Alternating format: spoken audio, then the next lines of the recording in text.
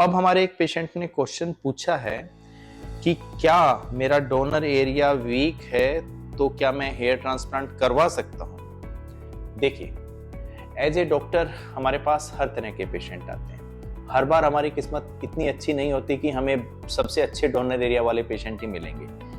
तो donor area weak है तो हेयर ट्रांसप्लांट हो सकता है। और बहुत बार जब भी पेशेंट आते हैं ना, सब लोग फ्रंट हेयर लाइन ये कर दो, लेकिन मेरा सबसे ज्यादा ध्यान जाता है उनके डोनर एरिया पे। क्या आपका बैंक तो यही है भाई, ग्राफ्ट तो हमें यहीं से निकालने होते हैं। यदि ये अच्छे नहीं है या ये पूरे नहीं है तो हम सर्जरी नहीं कर पाएंगे। तो बहुत बार हमें जवाब भी देना होता है। तो देखिए, अब सबसे पहले डोनर एरिया वीक का मतलब भी बहुत लोग कंफ्यूजन में होते हैं, भाई मेरा वीक है, कई बार उनका स्ट्रॉन्ग होता है। वीक का मतलब क्या है? पहली चीज, डोनर एरिया की जो डेंसिटी है वो बहुत कम है, बाल आपके दूर दूर है तो कम ग्राफ्ट है।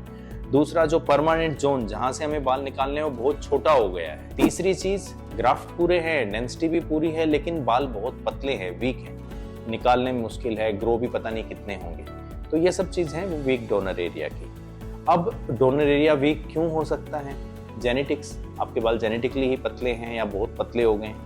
एक रेट्रोग्रेड एलोपेशिया होता है, सामने तो होता ही होता है, उसमें पीछे की तरफ से भी एलोपेशिया स्टार्ट हो जाता है तो डोनर एरिया छोटा रह जाता है। तीसरा, आपने पहले सर्जरी कराई है भाई, उन्होंने बैंड बजा दिया, सामने तो कुछ लगे नहीं और पीछे वाले भी सब निकाल लिए। या फिर एक एफयूटी हेयर ट्रांसप्लांट जिसमें इतनी बड़ी लाइन बन जाती है, वहां पे भी डोनर एरिया आपका वीक हो जाता है। अब सॉल्यूशन, सबसे पहले इस डोनर एरिया के अलावा भी हमारी बॉडी हेयर ट्रांसप्लांट, मतलब बॉडी में भी कुछ एरियाज हैं, जैसे हम बियर्ड से ले सकते हैं, चेस्ट से ले सकते हैं, आपके अच्छे ग्राफ्ट है, इवन प्यूबिक और एक्सिलरी एरिया से भी ग्राफ्ट को लिया जा सकता है यदि अच्छे ग्राफ्ट हैं और आप कंफर्टेबल हैं तो ये एक सॉल्यूशन है। दूसरी चीज है स्कैल्प माइक्रो पिगमेंटेशन। ये क्या होता है? देखिए, ये भी एक तरह की मेडिकल टैटूइंग है।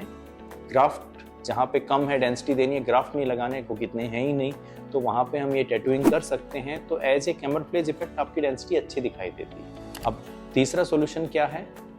Strategic planning and graft. मतलब ग्राफ्ट तो लिमिटेड है, अब डॉक्टर आपका बड़ा एक्सपीरियंस्ड है तो कहाँ लगाने हैं ये स्ट्रेटेजी बनाना बहुत जरूरी है। ये तो बल्कि पूरे में ही बनानी चाहिए, आपके ग्राफ्ट खूब हैं तो भी उनका प्रॉपर यूज होना चाहिए। तो जनरली डोनर एरिया वीक है, पूरा सिर हम नहीं कर सकते तो हम कहते हैं भाई हम सामने कर देंगे अच्छी डेंसिटी में, सारे के सारे बाल यहीं लगा देंगे।